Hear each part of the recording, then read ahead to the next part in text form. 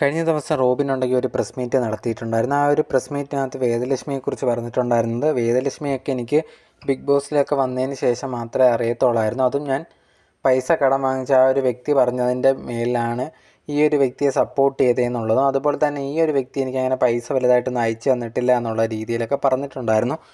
മെയിനായിട്ട് ഈ ഒരു വ്യക്തി ചെറിയൊരു പൈസ അയച്ചെന്ന് ആ ഒരു ഫ്രണ്ട് പറഞ്ഞിട്ടാണ്. ഞാനുണ്ടെങ്കിൽ തിരിച്ചയച്ചു കൊടുക്കാമെന്ന് പറഞ്ഞ സമയത്ത് വേദലക്ഷ്മി അത് ഒന്നും തന്നെ ചെയ്തിട്ടില്ലായിരുന്നു. പല അക്കൗണ്ടിലേക്കാണ് മറ്റേ ആ പൈസ എന്ന വ്യക്തി പൈസയൊക്കെ അയച്ചു കൊടുക്കാൻ പറഞ്ഞിട്ടുണ്ടായിരുന്നു. അതിലൊക്കെ ഇവർ തമ്മിൽ എന്തൊക്കെയോ ഒത്തുകളിയൊക്കെ ഉണ്ട്. ഞാനുണ്ടെങ്കിൽ ഈ ഒരു ഇലക്ഷനൊക്കെ നിൽക്കുന്നതിന് മുമ്പ് ഇവർ എന്നെ വിളിച്ച് കുറേ വീഡിയോസൊക്കെ എടുത്തിട്ടുണ്ടായിരുന്നു.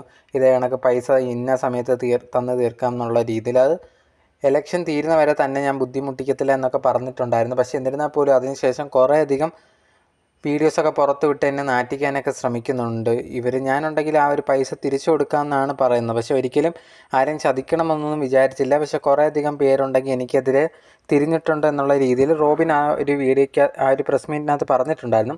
അതിന് പിന്നാലെ ഉണ്ടെങ്കിൽ ഇപ്പം വേദലക്ഷ്മി ഒരു വീഡിയോ ഇൻസ്റ്റാഗ്രാമിൽ ഇട്ടേക്കുവാണ്. ഈ ഒരു റോബിൻ പറയുന്നു എന്നെ അറിയത്തില്ല എന്നുള്ളത്. പക്ഷേ എനിക്കുണ്ടെങ്കിൽ 2019 ഞാൻ റോബിന് മെസ്സേജ് അയച്ചിട്ടുണ്ട്. അതിൻ്റെ സ്ക്രീൻഷോട്ട് ഇവിടെ വെക്കുമെന്ന് പറഞ്ഞ ഒരു സ്ക്രീൻഷോട്ടും വെച്ചിട്ടുണ്ട്. അതിൻ്റെ കൂടെ ഉണ്ടെങ്കിൽ ഈ ഒരു ഡോക്ടർ റോബിനും അതുപോലെ തന്നെ ആ ഒരു കടം കൊടുത്ത ആളും തമ്മിലുള്ള മെസ്സേജൊക്കെ വെച്ചിട്ടുണ്ടായിരുന്നു. അതിൽ നോക്കിക്കഴിഞ്ഞാൽ ഡോക്ടർ റോബിൻ തന്നെയാണ് ആ ഒരു വ്യക്തിയെടുത്ത് ചോദിക്കുന്നുണ്ട് എനിക്ക് പൈസ ആവശ്യമുണ്ട് നിങ്ങൾ തരണം എന്ന് പറഞ്ഞിട്ട് കുറേ പ്രാവശ്യം ആ ഒരു വ്യക്തിക്ക് ഈ ഒരു ഡോക്ടർ റോബിൻ മെസ്സേജ് ഇങ്ങനെ കണ്ടിന്യൂസ് ആയിട്ട് അയച്ചുകൊണ്ടിരിക്കുകയാണ്. ആ വ്യക്തി പറ്റില്ല, എന്നെക്കൊണ്ട് പറ്റില്ലെന്ന് പറഞ്ഞിട്ട് പോലും ഇങ്ങനെ ഭയങ്കരമായിട്ട് ഫോഴ്സ് ചെയ്യിപ്പിച്ചാണ് ആ ഒരു പൈസ വാങ്ങിച്ചത് നമുക്ക് മനസ്സിലാവുന്നുണ്ട്.